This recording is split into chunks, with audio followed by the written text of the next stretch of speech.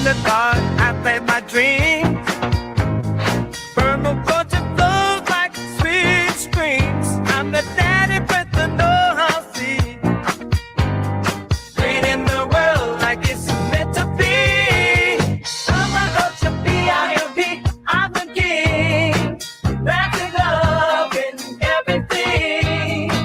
Bringing change, making it last.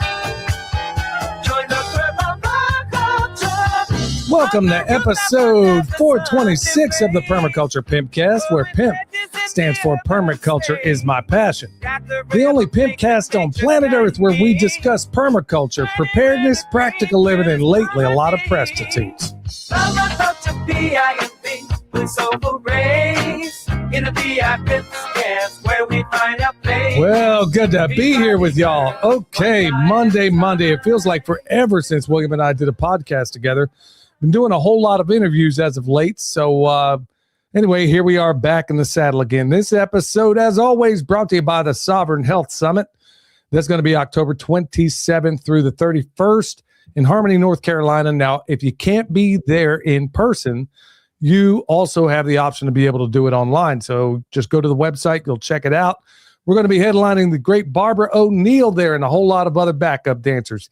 TPC, Delta Tango Papa Charlie, that is. Tango Papa Charlie will get you 5% off. And the ticket prices are going to blow your mind for 5 days. Anyway, you want to give a shout out to everybody in the chat. Give a thumbs up and tell everybody we're live so they can go ahead and start censoring this. All right, Nessa's Hemp. Also, 10% off with promo code PERMA. Folks, I use that stuff every single day. So you might want to go over there, check it out. I have got to get the interview that I did with her on Rumble. Make sure it's suitable for YouTube, because if it's anything of a health nature, they want to, take you down for just about anything. How you doing, son? Pretty good. It's nice and overcast with chemtrails today. They've been hitting us hard today. They got this storm scheduled in the forecast this week, and they got to make sure that happens or try to steer it out of the way, because we have had a very dry spring. How's it going over there?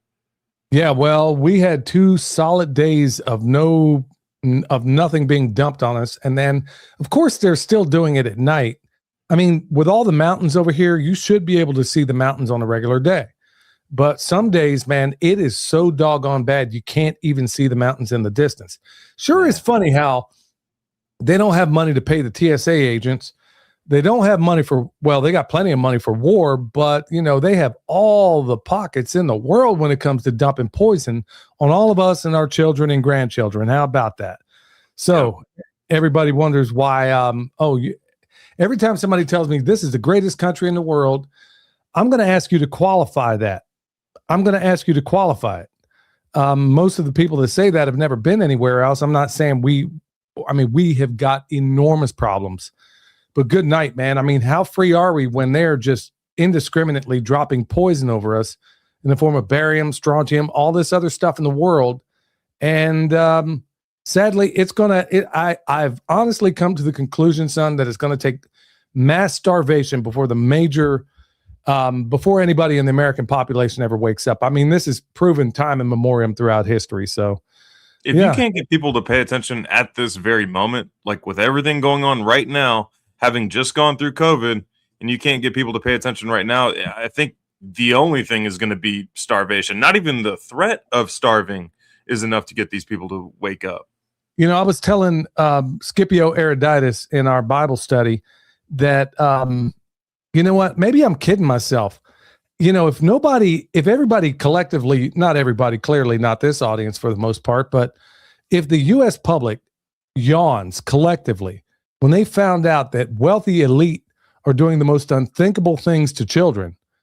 And that's why I said we're in a watershed moment. I think if there is not justice on this, I think this country's doomed. Folks, I know that's one heck of a way to start a podcast, but there's your motivation to get on your knees.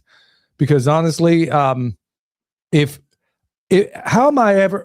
kidding myself to think that anybody's going to care about what's being sprayed from the sky when you don't even care about what's happening to children? I mean, there have been people that actually said, I have no idea that even happened. I'm like, okay. Wow. Have a nice day. Anyway, COVID proved that they will allow it to happen to their own children and not do anything about it, let alone somebody else's children. Well, that's a great point. I mean, that's why we are the United States of amnesia. So it's good to be here in the company of a bunch of people who do not have that position, by the way. Yeah, and I like what Tammy says there. We all need to collectively, we need to stop paying taxes. Yeah. It's theft anyway. Folks, there are ways around that sort of thing. And maybe I'll have one of those people on the program. I was a while back, and then it just kind of fell through. But there's that guy, Paymon Montahea. There's a number of others out there. And folks, I won't personally go into what I'm doing, but look, I put my money where my mouth is. And there's a whole lot of, I mean, this is just flooring me at what we will put up with, just like Thomas Jefferson said, and also Frederick Douglass said it in his own way, that, you know, the amount of tyranny, I'll paraphrase it, but basically the amount of tyranny you will be under is exactly the amount you'll put up with. So that's where we are right now. All right, on the happier things, talk about some farm news here. And then William's got he's going to spring a trap on some folks out there, so I can't wait to do that. Farm news on this end. So we had another sheep, and she was enormous. I think she just gave triplets down there. And your mom, as we speak, is almost certainly going down there right now to go play with them. So, I mean, the Lord has blessed us in immeasurable ways when it comes to our harvest on our sheep. And the cool thing is, I honestly haven't been able to get it close to most of them to find out even what the sex is of them. So I don't even know what we have yet. So I'm going to have to corral these guys and find out what's up. It'll make itself known here before too long, but I'll find out which ones need to be banded. There'll be ones destined to the freezer, and then others that will sell or trade to be good sires in another flock. So that's what I would honestly prefer to do, is take some of these really good grass genetics that we have. They haven't been given any drugs, and all they eat is grass. They don't get anything. I mean, they get zero supplement. I mean, well, let me take that back. They get minerals and stuff like that, but by and large, they don't get anything else. So what do we got here? This one is from Dant Z LRT. Fellas, do y'all have Chem Buster / Cloud Buster? If not, you need one. You guys messed around with one for a little bit, didn't you? Yeah, we got one from this one guy. It worked at first, and then it didn't. So I don't know what to say on that score. So I'm appreciative for all the folks that are doing the work on this sort of thing, but haven't yet found anything that seems to work sustained for any sustained period of time. All right, so other things we got going on around here, planting the spring garden. Folks, I'm not blowing smoke when I say we're planting more food than we have ever planted, ever. And we're putting it in places that have never had food grown there before, and there's a reason for it all. I mean, good night, man. Look around you right now. The Strait of Hormuz is shut down. The Houthis are talking about shutting down. I mean, boy, they could do a whole lot of damage if they were to hit off the side of Egypt. I'm starting to think that all of this is coordinated. I'm not believing for a minute that all of this is just organic. I think this is exactly like William brought up a minute ago, where we're talking about COVID. I think that was a population. I think it was what Max Kaiser called a way for them to taper a Ponzi scheme, because they knew that we're bankrupt. I mean, it just came out the other day that the United States is insolvent. So what better way? It ain't just us. It's every so-called country out there that's in the same position. Well, it happened in World War I. It's believed that it happened in World War II. And it wouldn't shock me if it's happening right now, where collectively, and this is a more conspiratorial side of history, but where they believed, you know what, these guys are getting a little bit too uppity. The money Ponzi scheme is about to run out. We need to go ahead and thin them down a little bit, because us sending 50,000 troops over to the Middle East makes no sense in any capacity whatsoever. Not with 1 million troops could you do what they say they're going to do. So if they put them in there, pray for these guys and gals, y'all, because they are in harm's way like nobody's business. I got to believe, son, that this is a ruse. I really don't even believe it's going to happen, because this is too stupid to be stupid. It's the place where empires go to die. I mean, that's usually said about Afghanistan, but the terrain is very, very similar in Iran. Not much of a difference as far as thank you so much, Bren Z, for the donation. yeah, this is where empires go to die, and I think we're gonna keep on that same path. I think the empire is going to die there for sure. But sadly, it's us dying. It's not the people who are actually putting on this war. Like the elites in charge that are putting on this war, they don't go fight the battles. They don't go fight the wars. They don't go rucking through the mountains and get blown up or miss body parts or come back completely destroyed mentally. All that they don't suffer any of this. They get the kickbacks from the private military contractors and get to hide the last Ponzi scheme. So if you have anybody that's in the military right now, I don't know what you need to do to get out, but now would be a good time. Well, they got record numbers of conscientious objectors right now, and I can't blame them. It ain't out of fear. This is just stupidity on a level that I don't even know how to. I'm not going to go down that rabbit trail right now. Believe me, I could, and I could in a big way, but I'll weave it in where it makes sense. So, yeah, planting stuff like you wouldn't believe, folks. And then also, don't forget about those perennials out there. Do not forget about those things. Oh, Celeste Hill, $20. Thank you so for much. If you break bread, I won't fake dead. Thank you very much. So some other things we got going on out here. Transforming. Here's a little hack I want to give y'all. This one is, I mean, it was actually inspired by the late Elaine Ingham. Sorry, she's no longer with us. But here's one hack that I want to pass on to everybody else out there. So one of the things I'm doing right now is, in order to up the amount of compost that I have around here, now I can sit here and make it from scratch, which I've done, or I can go buy some lousy stuff for real cheap and transform it where they've done about 50% of the work. Of course, I'll go through. So what does that look like? So on my end, what that really looks like is I'm going to go out there, I'll bring it home, and as I put it in the stall, I will sprinkle, because I guarantee it's going to be dry as a bone. It always is. And it's going to smell awful. That's a good indication too. So as I put it in the stall, I'll take a bucket or so, or a watering can, and I'll hit it with soil saviors all the way up. And then I'll flip it a couple of times until I no longer smell anything. That tells me that the soil saviors has done its stuff. Then, and that's probably going to take a month. And then after that, I'll go through, flip it again. This time I'm going to put my compost extract in there, and I'm going to put in all the stuff I want. And if I wanted, I could go ahead and make a thermophilic pile if I wanted to. But folks, if you have one pile that's really, really good, you can expand that. You could take 1 cubic yard and conceivably turn that into 1,000 cubic yards. Just go back and watch the videos. We've done it on YouTube. We've done them on Patreon.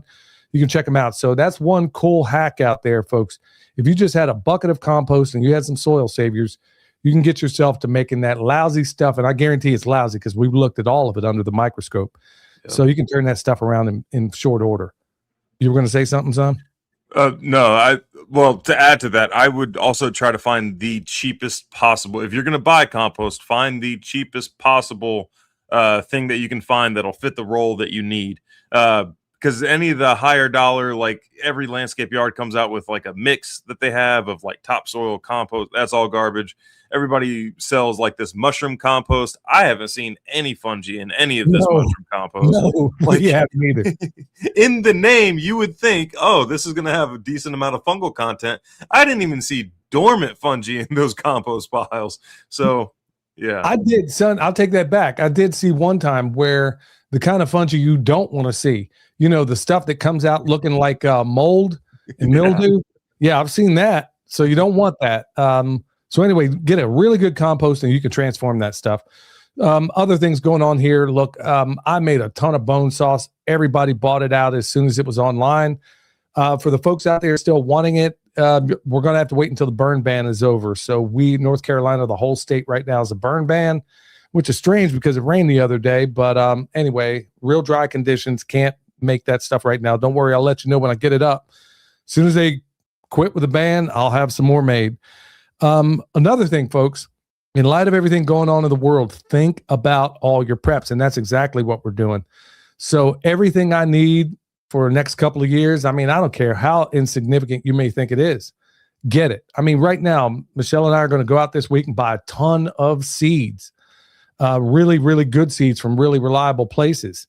I mean, even when the price is up on the seeds, it's still, I mean, Think about a packet of broccoli seeds that you spent maybe $2-3 for. Let's say it was $5. Well, let's just say you get a few of those broccoli plants to come around. I mean, it's paid for itself how many times over? Thank you so much, Nancy. Bone sauce is the bomb. Yeah, thank you very much. But yeah, think about all those. Examine your preps. I mean, your water. Start there. Start with your food. I'm going to get back to freeze drying entire meals. I mean, for people that just want to freeze dry eggs, and that's fine. I mean, do that if that's how you want to roll.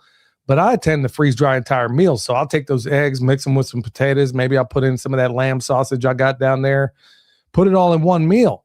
Because if you find yourself having to dig into that stuff, do you really want to be thinking about, oh man, you're already going to be in a stressful situation anyway. I want to make absolutely positively sure that I don't have to think, that I'm not putting brain effort towards making a meal if I had to get into that stuff. So I want it already made. And go heavier on the salt if you're using a freeze dryer. And by the way, if you need one, we got one in the description box down below. All right, so son, let me kick it off to you. What's going on in your world? Speaking of freeze dryers, next consultation I get, that's exactly what we're getting is a doggone freeze dryer. Hopefully one of the big ones, but that thing is a game changer. If nothing else, if you're not into preparedness at all, which I don't know why you wouldn't be, it still eliminates garden waste. So like whenever all your tomatoes come in all at once, you can put them in the freezer and then save them for the freeze dryer and save all of them instead of having them go bad on the counter and everything. It just eliminates garden waste. So if you don't have one, think about how to get one and use Dad's link for, I think is there a discount on that? I think it's like no, they don't give any discounts, but if you want to help us out, you can go to our link down below. Okay. So today, very exciting. Because I did the silage tarp test today. So what I did was, because I see this very, very often of people putting down silage tarp in their garden, and then they use that to kill seeds or to prep the garden in preparation for their spring garden and everything, to just use you get like a blank slate. And that's legitimately what you get, is a blank slate. Today I just took off the tarp and then I took some soil samples, and I literally just got done looking at it under the microscope right before this podcast. And the video is going to come out after this. I got to film a few more parts of the video, but the video is going to come out this evening. The results, the silage tarp. And now in the same bed, half the bed was silage tarp. The other half was the alternative, which is putting down cardboard or cardboard paper, mulch on top of that. That was the alternative. And I suggested doing that instead of the silage tarp. And then you get the same results as far as weeds go. Now, the biology results, the soil biology results, the part that I mulched came out fungal to bacteria ratio of 1.2. The silage tarp ratio is 0.2.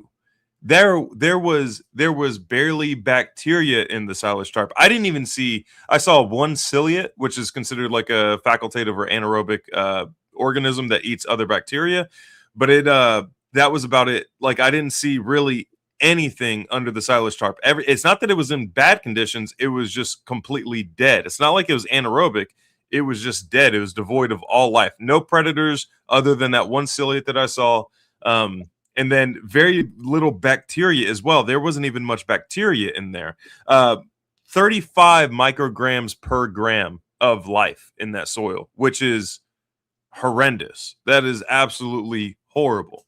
Now, the mulch, fungal bacteria ratio of 1.2, and you want to be around that one stage, that 1-to-1 ratio of fungal to bacteria, and about half of a gram of your soil should be living organisms in perfect soil. And then you should have predators and all that stuff. The only thing that was lacking, the fungi did better than I was expecting, but the only thing that was lacking in there is that I need to get more nematodes in there, which I might do a video on how to do like a nematode extract and then apply that. Beneficial nematodes. A lot of people talk about nematodes in a condescending way because they're familiar with the root feeding nematodes, with the switcher nematodes. That's a very small aspect of nematodes. There's a whole bunch that eat all kinds of stuff. Most of them are beneficial. Just a very small section that are bad that gives a bad name for the rest of them. And that's the only thing I really need to increase in that particular bed. In fact, it took me longer to apply the silage tarp than it did for me to put down the mulch and the cardboard paper, because I'm combating like Texas winds. That was what made it longer to install than the other side. Same exact bed, same duration of time. I did both of those in the same amount of time. Now, I wonder if the results would be a little bit higher in the mulch section if we have been getting rain. We haven't gotten much rain at all lately. But even if we did get that rain, it wouldn't make a difference under the silage part. It killed everything, guys. Like, I did a preliminary test about 5 days in, and there wasn't much of a difference, like a negligible difference between the two. Now, I did notice that the results improved since like the test that I did before doing either one of them. The results did improve in the mulched area a little bit, not a whole lot. But the applications of soil savers that I put out, the applications of compost extract that I put out, all of those meant nothing to the silage tarp area. The little rain we did get meant nothing to the silage tarp area. There was no natural decomposition going on at all. There was just rot. And the big kicker, and this will probably deter more people than anything else, I had no ants in that bed before putting down that silage tarp. I had gotten rid of most of the ants in the garden because you either have ants or you have worms, or you have that transition period between the two. Like, ants give way to worms in good condition. I had no ants in that bed. I put down the silage tarp, waited. Now the whole bed is filled with fire ants. I got lit up trying to just film the video. So I went from having no ants to having a whole bed full of ants just by putting down the silage tarp. Now, silage tarp. I understand that there's a lot of people on YouTube that promote using a silage tarp. There are people that I don't think really know any better. Like, there's a guy named Haas Tools. Puts out great content. It sells great equipment and everything like that. And he also promotes using a silage tarp. He's never had the opportunity. He's limited understanding of permaculture, and then also hasn't had the opportunity to look at the before and after results under a microscope. He's still on the hard inputs for fertilizer on your garden. That's fine. We all got to make that transition at some point. Now, Justin Rhodes, because before I did this, I wanted to see who all was putting content out about using silage tarps. Justin Rhodes, multiple videos on using silage tarp, and you could see the first time he did it, a bunch of views, and every subsequent video after that talking about the silage tarp, it's like he's trying to chase those views from that first video talking about silage tarp. Because if I say, hey, I got a way to kill all the weed seeds in your garden, super easy, very little work, and then you have a prepped garden before you even have to plant, a lot of people are going to click on that, and a lot of people are going to watch it, and a lot of people are going to do it because it's, in their minds, the easiest method of getting rid of the weeds that they've ever seen before in their life. And a lot of no-till gardeners do this because they don't till their weeds in because they know it's no-till. Justin Rhodes, I did some research on his behind. He put out his first video talking about the silage tarp. Bunch of views. And then every video after that, and he's even acknowledged in a video that didn't do too well that, hey, this isn't a good method because it cuts your bed off from respiration, from any kind of water, from any kind of natural decomposition that's going to go on, which is just composting in place. And he's acknowledged that, but he keeps putting out the same doggone videos because he knows he has guaranteed views from that. And I'm saying all of this to give you guys like a warning. Just because they're putting content on YouTube does not mean that they're doing it to push good information. Most YouTubers are putting out content on YouTube to get more views. They're going to put out videos that produce more views. I mean, I'm even like guilty of it to some extent. Like I'll have an idea for a video that I might not be particularly interested in doing, but I know some people are going to want to watch it. So I'll do that video anyway. Not a whole lot. A lot of the time I'm just filming what I'm already going to do. But yeah, so there's a, fair warning to you guys trying to use silage tarps. Don't use silage tarps. I would say if you are just dead set on doing the silage tarps, do it no more than 5 days before the real heat gets in, before the real hot summer sun gets in. And I saw negligible effects, but I also didn't see much weed suppression in just the 5 days either. So with that, and then also, side note, continued farm news, we're also growing as much food as we possibly can. Every square foot of this house where I built a bed is filled with food. And then now that I freed up one more bed, I've got 2 beds that I'm saving for sweet potatoes. Those sweet potato slips will get in about mid-April. And then I have one more bed that I can fill with food. And I think I'm going to do potatoes because I bought a 50-pound sack of seed potatoes, and I still have about 25 pounds left to plant. And I already have 2 4 by 40 foot beds planted of potatoes out there, but we're trying to grow as much food as we possibly can. Yeah, you can't go wrong doing any of that, especially right now. And sadly, most people are not going to wake up to it. But I'm glad you did that thing regarding the silage tarps, because I've been hacking on about this thing forever and a day. And I'm glad you actually, I mean, you and I, of course, didn't need the experiment to know exactly what was going to happen. I mean, you are absolutely suffocating the ground underneath. Yep. And folks, weeds, I just did a video the other day. I don't weed anything. I never weed. I will cover up a bed with more stuff. I will not weed. And so weeds aren't necessarily a bad thing, especially if you just get down to your management. So we're going to be covering more of that too, and I'm glad you got that done. So, and real quick on that note, the weeds, there is no competition for nutrients. There is no competition for water. The only competition is for sunlight. So as long as your crop that you're trying to grow to eat is taller than the weeds, there's no issue at all, and the weeds are actually going to be beneficial. You're better off planting amongst weeds than you are putting a silage tarp on the ground. Well, that's Fukuoka 101. I mean, he would just pull out what he needed to plant, and that's what I did in that latest potato video.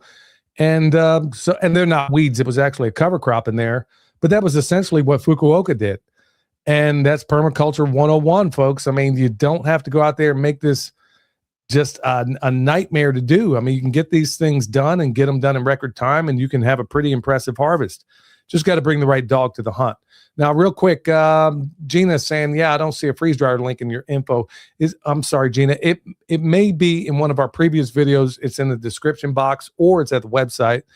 And then Farmer Cheryl says something here that's pretty important. Did you see any, I'll ask the question. Did you see any microplastics in the silage tarp soil also?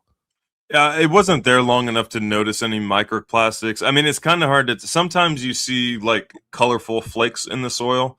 I will say I've never seen any colorful flakes that would indicate microplastics at the demonstration site, but I have seen it in other people's soil samples.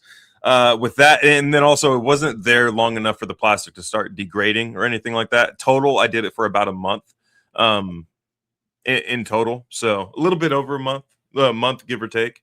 So yeah, no microplastics in that particular setup with that particular soil with brand new plastic. All right. Well, good stuff, son. So mountain readiness, y'all, coming up May 1st through the 3rd. That's going to be in Harmony, North Carolina. William and I are going to be there. We're going to process a sheep for all you people that are asking how to do it. We're going to teach you a method that works no matter the animal. We're going to take him down right there. We're going to gut and skin him, and we're going to break him down. And if I'm not mistaken, we might even just eat him there as well. So mountain readiness. And folks, it is the best doggone festival you don't know about. And I can't think of a better one to go to at a time that we're in right now. Things are about to get real, folks. It's all I can do to keep from going full apocalypto on you with what I know, what I see is unfolding and what's happening. So whatever remaining skills you need to get out there, folks, right now, while it's still relatively calm, you might want to acquire those things. All right, Mycronic Silver, Perma will get you 10% off. Mycronic Silver, I use that stuff all the time, practically every day, especially when they're spraying pretty heavy out there. I use that nose spray and try to counteract whatever I just brought in. And Wave Watch, yeah, Billy 100 will get you $100 off that watch. Yeah, go check that thing out. Everybody in the family has one, and we are very, very happy with them. So Billy 100 will get you $100 off. And then don't forget about Soil Saviors. Everybody's asking about that. It'll also be included in the description box down below. Use that link. So we went a little bit long in that first segment. I'm just going to kind of, I'll go ahead and hit them right now because we have somebody to send something in. First good news article, magnesium, the overlooked mineral that could transform your health. Take a lot of magnesium every day, folks. And one cool natural way you can get those is through leafy greens, like things like spinach, seeds, nuts, legumes, dark chocolate. Some of those things I can't really have right now, but we have cofactors with things like potassium, folate, all those wonderful things. So think about that magnesium out there. And if you got to get a supplement, that magnesium breakthrough is what I use, but I try to get as much of it as I can. But when you sweat to the extent that I'm doing right now, sometimes I got to supplement because I'm going a little bit overboard and I'm not necessarily getting enough through my salt. All right, here's another good one. Adaptogenic herbs, nature's answer to stress and elevated cortisol. Okay, so you want to be looking at things, and some of this you can grow. I mean, things like ashwagandha, ginseng, grow some of that sang out there. Those are really, really ginkgo biloba, maca root. I don't know if anybody's growing any of that nearby, but anyway, these are things that will actually lower some of that cortisol in you right now. And given the state of affairs right now, I'm thinking a lot of us have more cortisol than we should. And then finally, we got this last one that came in. It was from a listener out there. Michelle printed it off and gave it to me, so I'm sorry I can't reference who it came from, but it was a fire-resistant test that was done on rammed earth tire walls, and it achieved a 120-minute certified rating. In a nutshell, they finally took a tire wall like you would have an earth ship or something like that, covered it with the plaster. Long story short, y'all, this works better than any building material that we know of right now. If you look at this, if you can burn down an earth ship, well, it was probably done by space-based weapons or something like that, because you ain't setting this stuff on fire when it's at 1,000 degrees and they got it up there forever and a day and it still doesn't burn. So all the people that are out there thinking, okay, man, I need to figure out what I need to build. Son, you went to the Earthship Academy. I mean, what did you figure there? I mean, there's not a whole lot of combustibles in those things, are there? No, you can't. Believe it or not, it's counterintuitive to what you would think, because tires, if you catch tires on fire, like, they're impossible to put out the fire. I think there's a fire burning in California since the 70s or something like that of a tire waste facility. But Michael, once you ram it with earth and turn it into that brick, they tried to catch some of these on fire. They built fires up against the tire wall, it wouldn't catch fire. They held a blowtorch up against the tire wall, it wouldn't catch fire. Yeah, the only thing that could possibly catch fire would be like roof materials or like insulation in the roof and things like that. But depending on what you're using, it could be a little bit even more fire retardant and everything. Yeah, it kind of depends. Just make sure you get that blue metal roof. That's space-based, weapon proof. Yeah, so it's laser resistant. Okay. Yeah, a lot of people in Hawaii are wishing they had those, and a number of other places too, like the California fires. Question: so weeds don't really choke plants? No. Go out there, go walk in the forest, go look around, look at the edges. You see everything, and I try not to use the word weeds, but we tend to call them pioneer species because they tell you what you need out there. No, if you have a really good compost pile, you won't see weeds growing out of it either. But weeds are. Oh, sorry, Dad. Go ahead. Weeds are just food or medicine you haven't identified yet. And then also there's no, like I said earlier, there's no competition for nutrients. There's no competition for water. In fact, plants will share water whenever one of them is in need. They will share nutrients once you have like the mycelial layers figured out and squared away. The only competition is for sunlight, and a forest will show you that. The only competition is for sunlight. That's what I'm talking about. All right. With that said, we're going to go to my man, Eric Sider. Hey, Eric Sider here with your Pimpcast tip of the day. Today's tip: be unsanctionable. Our global economy makes us vulnerable to the whims of the demon elites. Almost everything we rely on for our day-to-day survival is controlled by global corporations who prioritize profits over people at every turn. Is this Iran war really just Trump bending over for Netanyahu, or is it actually a way to usher in the global control grid even faster? Essentially COVID 2.0 with restrictions on movement and resources. COVID was a huge money grab. Congress has been insider trading forever. They're just not hiding it anymore because they know no one is going to stop them. This is why local community is so critical to survival. You can be an individual simp dependent on the whims of the psychopaths, or you can be a community of pimps with your basic needs locked down. So if the Strait of Hormuz shuts down, you can just keep on rolling. Gas is $10 a gallon. Who cares? Everything I need is all around me. And once your local community is set, you can look towards the larger bioregion, a confederation of permaculture pimps. That's where you can add in local manufacturing, fuel production, whatever else you need. Now, is this easy? No. It's a multi-generational transition because we've been asleep at the wheel for far too long, outsourcing our basic survival to a bunch of demons. We used to accomplish far more with far less. Do you really need 25 horses to match a 25 horsepower tractor? I mean, look what we did with actual horsepower. I'd gladly trade in all my vehicles for a couple donkeys and a cart. You can find me on YouTube and Instagram at Eric Sider. If you're in need of permaculture t-shirts, the official pimp gear of the Pimpcast, or remote permaculture consultation and design, head over to ericsider.com. And for more information or to support my local permaculture community group, head over to permaculturefairoaks.org. That's my dog, y'all. I mean, folks, we don't coordinate any of this stuff. I swear, I had no idea what Eric's going to say until I play it and hear it in front of all of y'all. And what did he just say? He echoed exactly what we just said at the very beginning of this thing. Ain't that crazy? Eric might be Mossad. He's got us tapped or something like that. I don't know what's going on. He's got a what? Man, he's got us tapped or something. I don't know what's going on. He's like on topic every single time. Yeah, and we don't coordinate this, y'all. He just sends it in, and I don't even hear it until y'all hear it. So, man, I mean, it happens so often, it just blows my mind.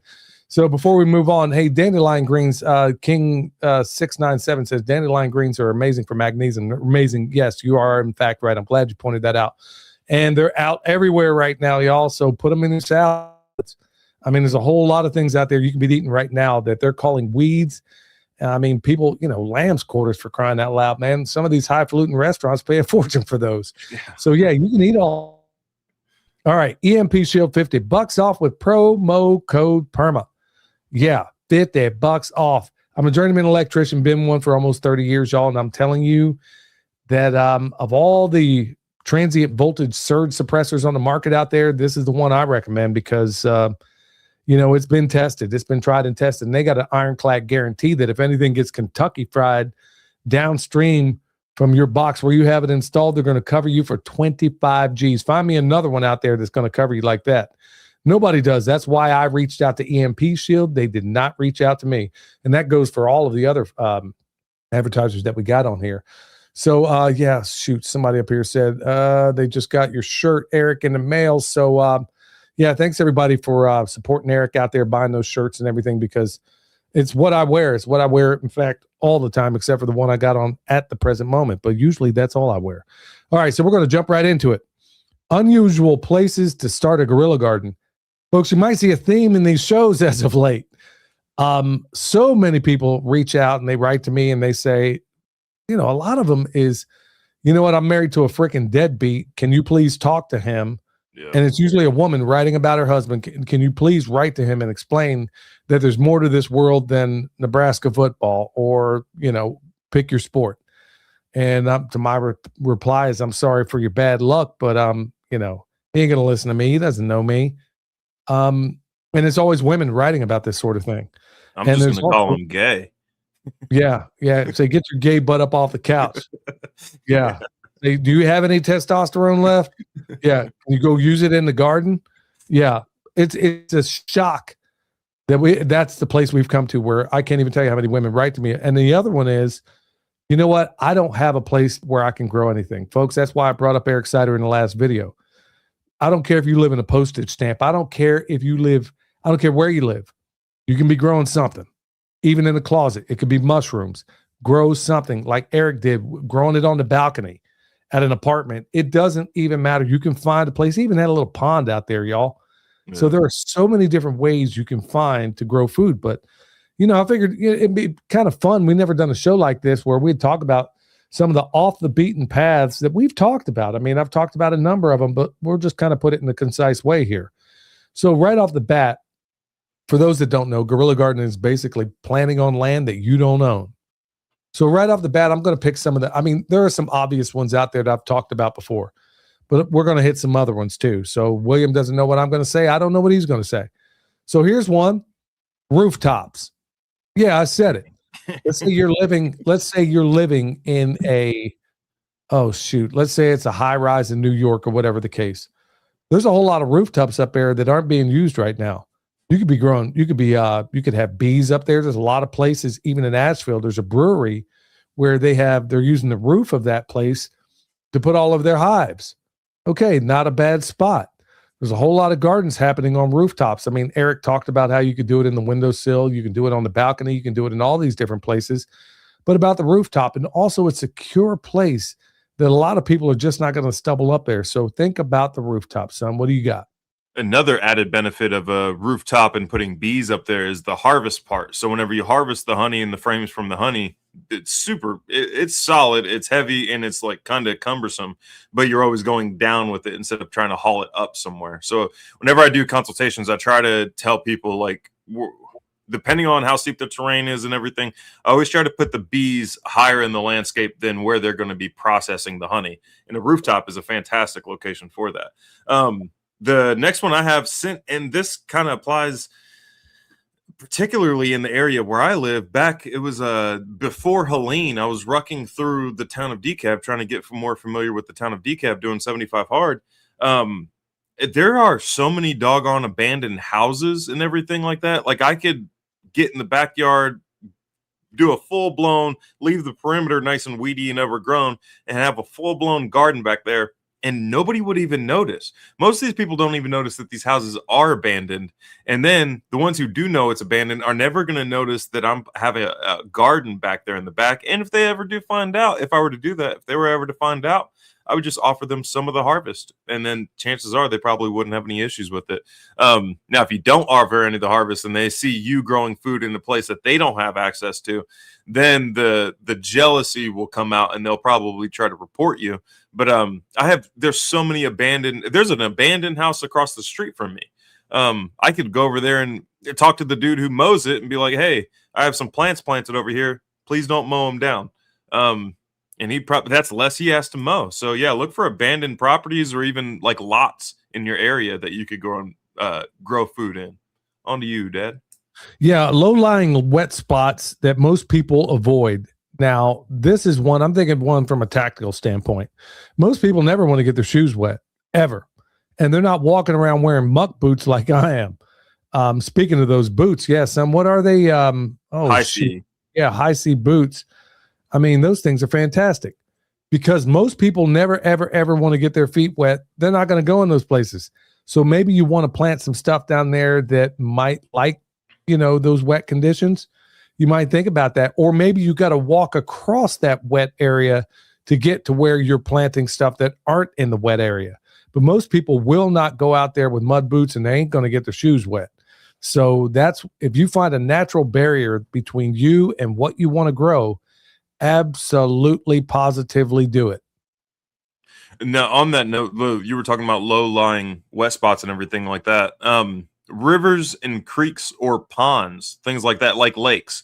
If you were to go to Texas has so many Texas and Oklahoma and even Arkansas to a certain extent have so many doggone man-made lakes, and a lot of them are massive. There's one in Texarkana called Wright-Patman Lake. I could find all kinds of locations along that lake. Now, I don't live close to it, so that would be a bit of a hindrance there. But I could find all kinds of locations, like right on the edge of the lake, to grow a full-blown garden, like just food.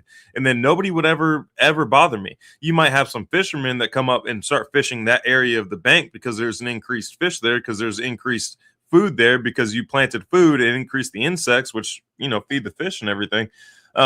But yeah, lakes, rivers, creeks, like right along the edge. And let's say you're going through your drought period and it's time to water your garden. You're right there next to your water source. You could bring like a little DC pump with you, or you could just bring a watering can, go fill it up, and then go water your garden if you wanted to. Or if you really wanted to get into the guerrilla mindset, you could build a little mini chinampa jutting into the pond or the lake, and you could be growing your food there. It's a South American method of like growing food on the actual, it's like a little floating island where you like peninsula that you grow your food on, and you can harvest it by boat if you wanted to. Yeah, there's a bunch of options around bodies of water that nobody's taking advantage of. Onto you. And then also added benefit, you have that warmer microclimate, or that temperature stable microclimate around that body of water. So if you have like late spring frosts, it's going to protect your garden that way. And then it'll extend your growing season going into fall as well, because it's going to be warmer around that body of water. Son, was that yours or were you piggybacking on mine? That was mine.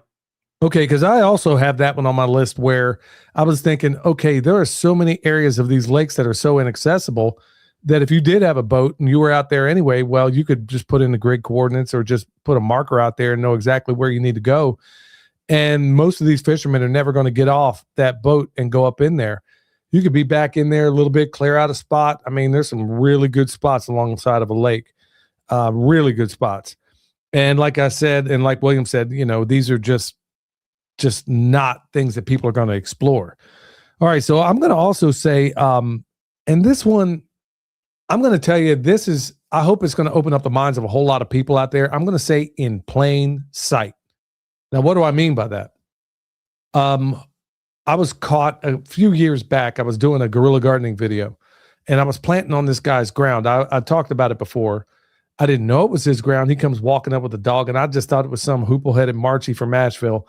He says, "What are you doing?" I said, "Minding my own business. What are you doing?" And he says, "Well, I own this property." So I started singing a different tune, like, "Oh, yeah, sorry, man," because I just had an interaction with some other lunatic that was messing with me. So I was a little bit, he understood. So here's what happened. Here I was in plain sight, and I'm planting on his property, which I thought was just public easement.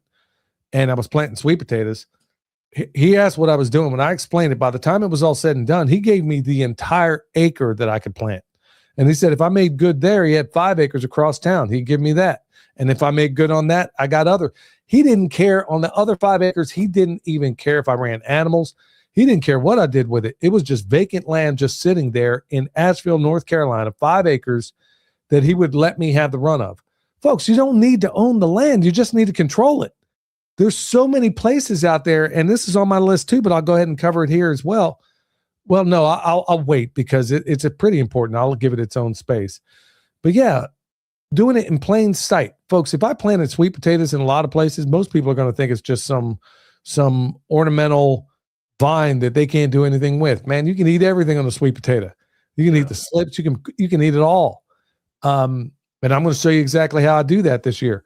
So there's so many different ways, so many things you could do when it comes to sweet potatoes. Eric even grew them out there with the intention of not actually eating the sweet potato, but eating the slips.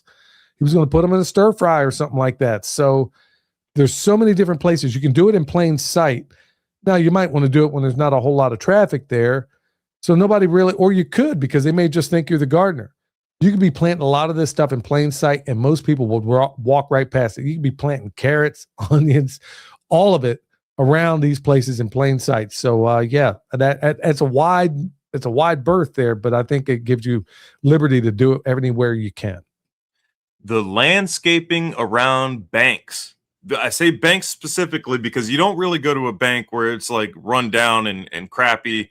If they're on a piece of land, and they usually have landscaping, but not only do they have landscaping, they have irrigation and sprinklers for those landscaping. So you're going to have to be careful about how you do it. And you're going to have to be kind of picky on what plants you pick. You're going to go with more perennial varieties than you would annual varieties in like a bank's landscaping.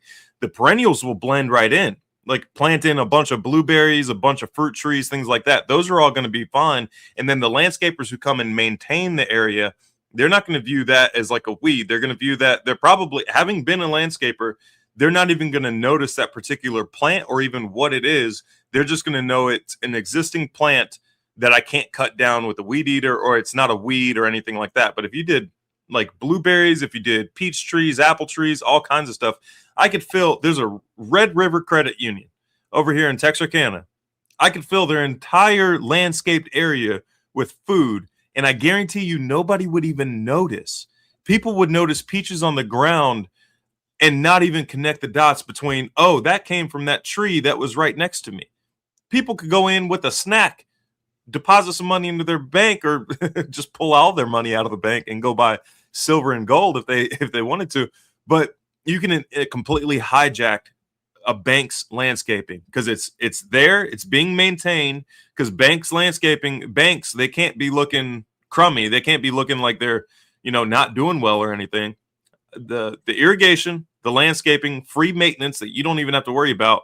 Then all you have to do is go harvest. The only downside is that you're gonna have to go with more perennial instead of annual production. On to you, Dad. Years ago, I worked at the Leavenworth VA hospital doing electric work. Okay.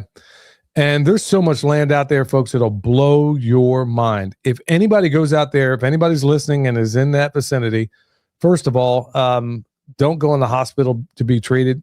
Don't ever go in there if you can possibly avoid it. But if you go to the grounds building and you go, if you shoot an azimuth on your compass, let's say going somewhere around, northeast from the grounds building, you walk long enough, you're going to come into a food forest that I planted years ago. And I'll bet money it's still there. I mean, there was a clearing back in the woods that nobody knew about, and I planted a bunch of stuff back there. And it's probably there to this day. So do you think maybe you might be able to do the very same thing? Maybe get up there and Google Earth or whatever and find out, here's a place that there might not be anything going on there. This is on land I didn't even own. And folks, I'm telling y'all, I'm giving y'all examples of things that I've done. I don't even know how many apples and pears and all kinds of things back in there. And they were doing really good when I left. So I'll bet money to this day, unless they clear cut the entire thing, which I doubt they have. There was a lot of guys I knew that were mushroom hunting back there. Look, they're after mushrooms. And if they're after those apples or whatever, I planted so many and they were doing so great. They're probably doing just fine to this day, helping a whole lot of wildlife or anybody that wants to go by them and pick them up. So yeah, there's an orchard up there. And you think that might give you a little bit of idea? I mean, a national park, whatever the case may be, get off the beaten path a little bit and you'd be shocked. Find a clearing, use Google Earth, find a clearing out there, or one it wouldn't take much for you to exploit. What could you grow back there? Are there some perennial things out there? Plus, it's just fun to do. All right, son, kicking it back to you. No, I would slight tweak. I wouldn't use Google Earth. I would use an app called OnX Hunt, and it's going to give you much more information. Like you'll find off-road, like roads, unofficial roads. You'll find on there. You'll also get like contour lines, and so is the place even accessible? Like you might find like a bare spot on Google Earth, and then you go to OnX Hunt, and you're like, oh snap, that's the peak of a 10,000-foot mountain, something like that. So maybe inaccessible.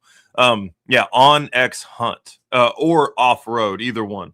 But yeah, and there's a free version and then a paid version. I use the paid version, but I also use it in every consultation. You could still get quite a bit done with the free version, and you can mark routes back to that location if you wanted to as well. Or if you need to tell somebody else how to get there, you can walk that path, have it track your trail, and they can follow that same trail if you wanted to as well. It's a very handy app. The next one I have is churches. And this is a bit of a sore spot for me because I tried to work with there's a church here in DeKalb, Texas that has about 11 total acres. None of it is being used for any kind of food production. Like I would say 3/4 of it is pasture that literally just gets mowed. Nothing. And then the rest of it is like new growth forest. Nothing's being done with that. If you could team up with the church and either like do it and then inform them later, hey, this is what I'm doing. I tried to team up with church. They wouldn't work with me at all. I was trying to do a full-blown garden and run sheep and chickens out there they do like a food bank. They do a food bank once a month where people come through in brand new vehicles and get a whole bunch of like free food basically. And I was trying to supplement that with like actual fresh food because the most they get is like canned, crap. Probably like the cheapest, just short of dog food. In fact, dog food might be cleaner than some of the food that they're handing out at food banks. Not blaming them or anything. It's just that's the quality of our food in America. I tried to team up with them, try to grow like a massive garden out there, and then also try to run animals out there, and it just got shut down every single time. But if you could team up with the church, there's a church in Asheville that actually has a community garden out in front. I think it's off Merriman. I think it's off Merriman Road in Asheville. So if you're going to visit Asheville or if you live in Asheville, go check out that garden in front of that church. I wish they would make it a little bit bigger, but it's still a good start. Like it's a fantastic start. But yeah, churches, see if you can team up with churches, and you might even have a better luck if you say, hey, I'll contribute a certain percentage to your food bank. Yeah, on that point, there was a church I used to attend, tried to team up with them. They had a bunch of vacant land right here in the mountains. And I was like, man, do you know how many pigs I can raise over here? And the pastor, when I hit him up about it, it was like, man, you're living in a place where people are like, you go by they just don't want it. And I'm like, okay, what would it take to, get this from you guys? I mean, or at least rent it or something. And they didn't even really want to have the conversation. So, yeah, that could be a double-edged sword, and people would much rather have just grass growing for absolutely no reason whatsoever. And if you knew the whole notion of a lawn and where that even came from, is just an extension of the New Atlantis from Sir Francis Bacon. And here we are, we have idiotic lawns that don't serve any function at all when we could be having seriously functional landscapes that actually do something. So, Brens, it was pretty cool to see. She planted something at a truck stop, cherry and peach, and they're still there. So that's pretty cool. They produce too. So that's Sioux Falls, South Dakota. All right. So my last one here, and this is another one that folks, everything I'm telling you is, for the most part, is stuff I've actually done. Commercial buildings. Check this out. When we first started this channel, I mean, we've been farming long before then, but when we started this channel, I was still working about 2.5 hours away from my home. And at this place, I was working as an electrical inspector, and we built a bunch of stuff that goes in these data centers. Well, I'm working 7 days a week, 12 hours a day, sometimes even 16-hour days, a couple of times 24-hour days. But I was doing all that with the expectation that I wanted to get myself out of the rat race. We had already gotten Michelle out. We'd gotten William out, and I was picking up the rear. So I was working my butt up one side and down the other, 7 days a week, and I worked weeks on end. So anyway, I said, I got an idea. They got this land right out in front of this place. What if I turn that into a little food forest? Well, I got permission, and they were cool with it. And then right after that, I ended up bringing chickens on the job. Folks, we're talking a construction site. And I got chickens out there in the food forest, the whole 9 yards. To this day, the food forest is still kicking, still producing fruit, the whole 9 yards. Anyway, when I did that, let's say all the land put together that I had access to might have been a half acre. When it was all said and done, folks, this is blowing my mind. The people that had the parole office next door, and this is what I'm talking about, commercial buildings, it was an industrial kind of park, but there was a parole office next door, which was kind of handy if you knew the guys I worked with. And they had 5 acres out there. They hit me up one day when they saw me working the chickens and says, hey, we got 5 acres over here, man. You think you can do that over here? I'm like, absolutely. All right. So there's another 5 acres. So it's 5.5 acres at that point. Then there was a farmer who had another 30 acres over there, or actually the shop I was working for purchased the 30 acres over there, but they only needed a footprint of about 1.5 acres.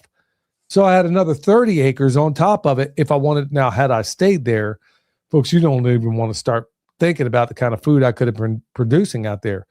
So here it is, almost 40 acres of land that I don't own, but I control every bit of it. Do you think there's a win-win out of there? Even the people in that parole office, they're like, man, we want you to do out here what you've done over there. I'm like, can I run my sheep? Can I bring sheep? They're like, absolutely. And by that time I had enough guys on the job that were enlisted to help me out when I couldn't be there. So it turned out to be quite the adventure. So folks, commercial properties out there, industrial parks, look, I got no problem hearing the word no, but you got to ask the question. Okay. So that was my last one, son. Go ahead.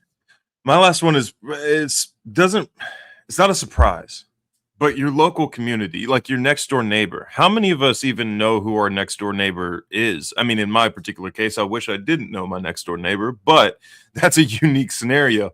Go to your next door neighbor or reach out to the community saying, hey, I want to grow food. I don't have land.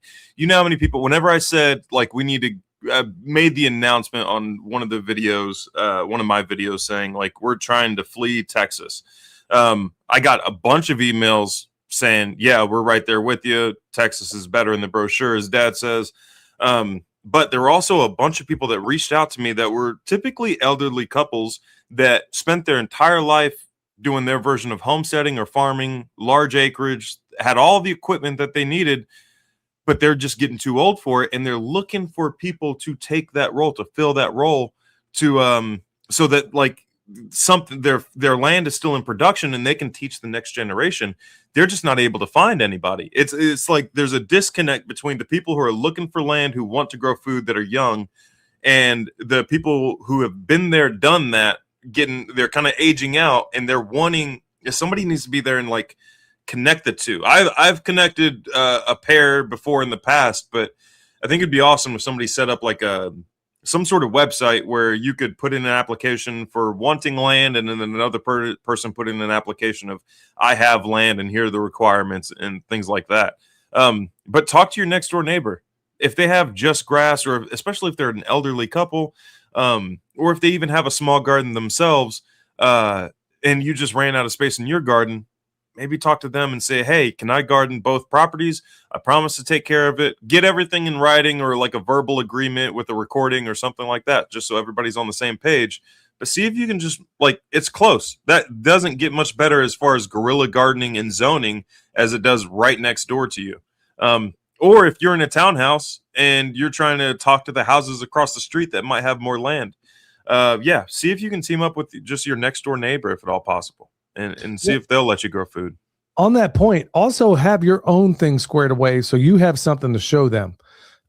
Show them what you're doing. Make sure you work at zone 0 first and then zone 1. Make sure you get your own place squared away and grow as much as you can there. So all these people that are thinking, I don't know, okay, why are you wanting to farm my land if you haven't done anything at yours? So make sure you got your own place squared away before you even reach out. Maximize. I mean, grow in layers, grow in levels, grow in all these different ways. Curtis Stone, somebody else pointed out, that's how Curtis Stone started in his thing, there are more people that will say yes than you realize. Absolutely more than you know, folks. There are so many resources out there, so many different ways, so many ways you can have land to farm, and you don't even need to own it. You just need to have a track record, keeping your word, and actually going out there, something they can see. Because had I stayed there, folks, I probably have well over a couple of 100 acres by now, because what I was doing was starting to get out. And when I designed it, I was thinking, okay, well, shoot, I could eventually quit this job and work on this full time. And I was going to plan on doing like a meat share with the people that worked there who wanted in on it. People were so jazzed up. And then plus they saw me out there in my spare time. And believe me, I didn't have a whole lot when I'm working a 12-hour day. 7-12. Lunch. Yeah, 7-12s. And this is the stuff they saw. And when I was done with the 12-hour day, I'd go over there because I was living on the work site. I had my fifth wheel there, and I was actually living in close proximity to the work site. I was over there building tractors for chickens and stuff like that. I was doing all this different stuff, and they saw it, and it was inspiring to the people that were there. And they were thinking, man, how on earth is this guy working this kind of, and so they saw my perseverance and they thought, man, this guy really loves to farm, man. Let's see what we can do to help him. So before it was all said and done, I mean, that was 40 acres that I had right there at my fingertips. Folks, I mean, do you have any idea the blessing that is? You don't want to start out with that overnight, but show what you can do. Build on something. There's so many examples in the Bible even where you were trusted with a little bit. Now let's give you a little bit more. Once they can see what you're doing, folks, you'll be shocked at how many doors just open wide up. And all they want is somebody that's going to look at it and manage it properly. All right, son, anything else to add? Specifically Brenda, please reach out to me. She left a comment saying that's exactly why I build 5-acre mini homesteads and give them away. Lots of people that want to do it, but have no place to do it. There are so many people that reach out to me saying, hey, I'm in the process of looking for land.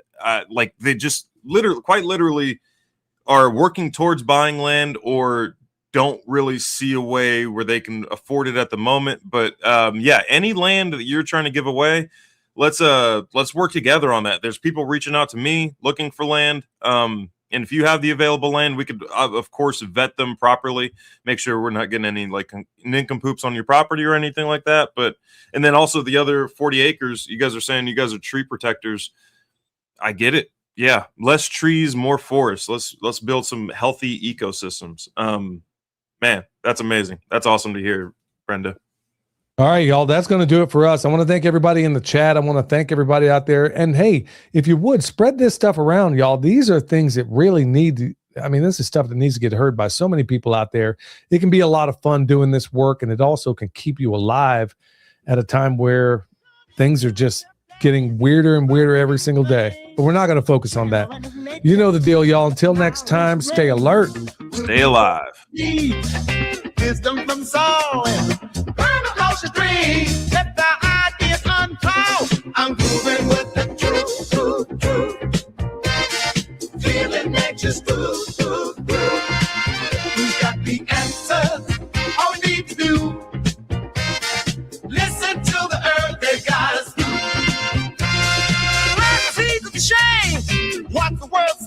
begin. From the smallest sprout to harmony begin.